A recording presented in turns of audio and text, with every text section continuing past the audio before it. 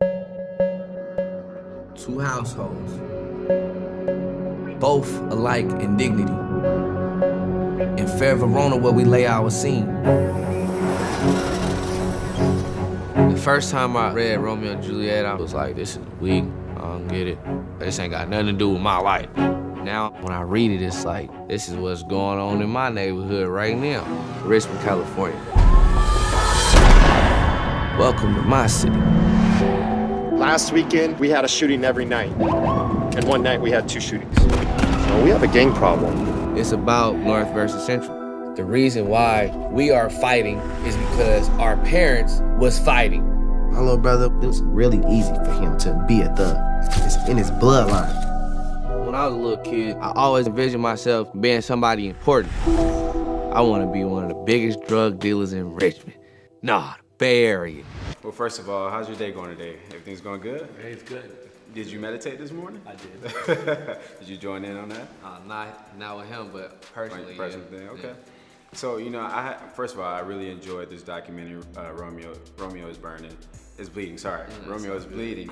One thing I realized is watching this, art is something that saved many of us black brothers and sisters. What does art mean to you, Donte? Art is life. Like everything that we see in existence came from an artist. From phones to cars to buildings to anything that's created, an artist had to think about it and then communicate that to other artists to then bring that vision to fruition. So art is life.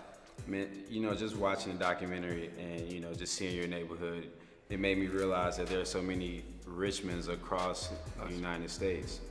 And it's kind of sad that we're kind of here at this moment today. What do you feel like needs to be done, Russell? Like, what is your opinion on that? Well, the personal transformation first, and Donte made this point earlier. It's like, there's always, an activist. There's always somebody who's turn to check the page, but where to?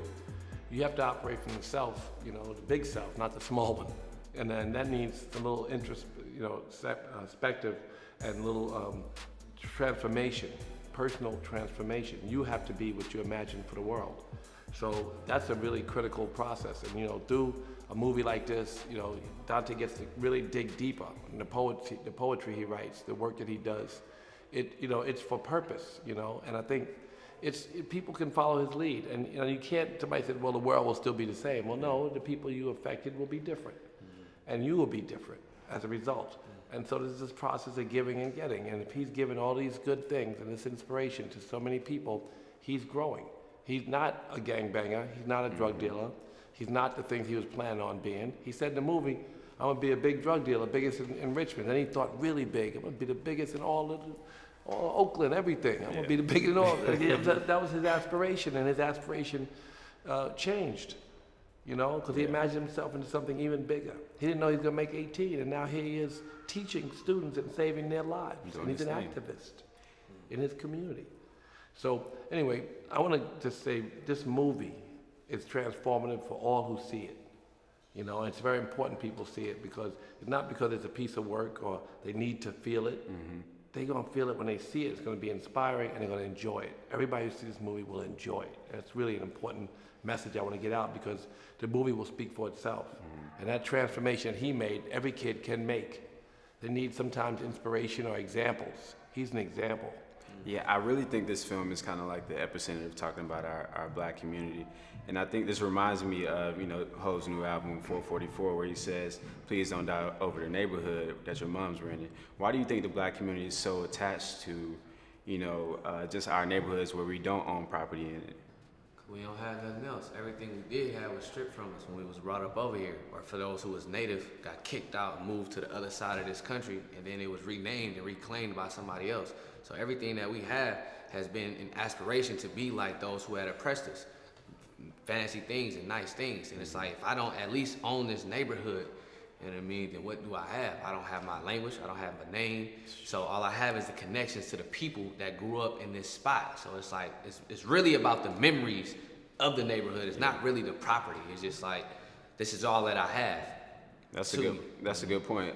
Russell, as a very successful entrepreneur, businessman, what is your advice for anyone that wants to be where you are today and be able to transcend from the slums or from whatever neighborhood you're from? I want people to do it from passion. I know a lot of rappers say, I'm gonna get this new car, then they get the new car, and then they show the car like the car is really what makes them happy, and I don't want people to think that they gotta chase things, because things come.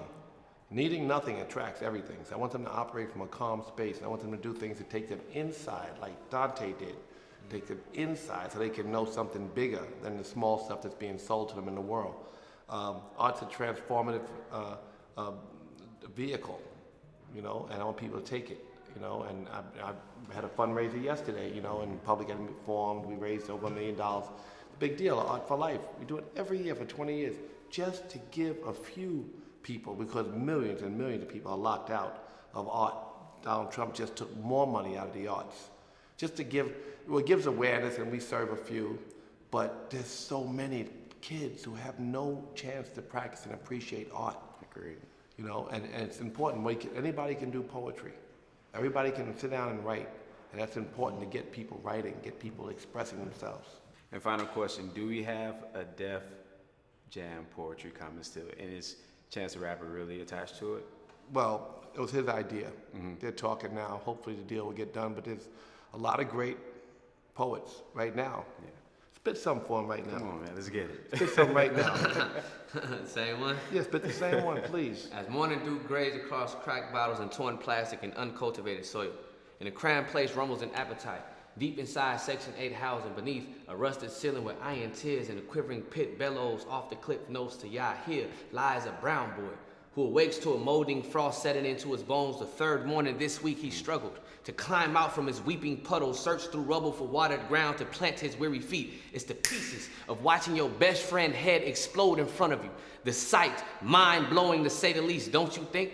With scrawny shoulders and sinking faith, this brown boy carries 17 caskets and unfinished homework on his back as he drags himself through a thick cloud of purple smoke to stagger down a condemned pathway to the end of your classroom, cuffed in a black hooded sweatshirt made obituary there in the corners where he fold, crumble at each tick of that clock, knowing that in here or out there on that block we waste, where the living usually forgets about the dead.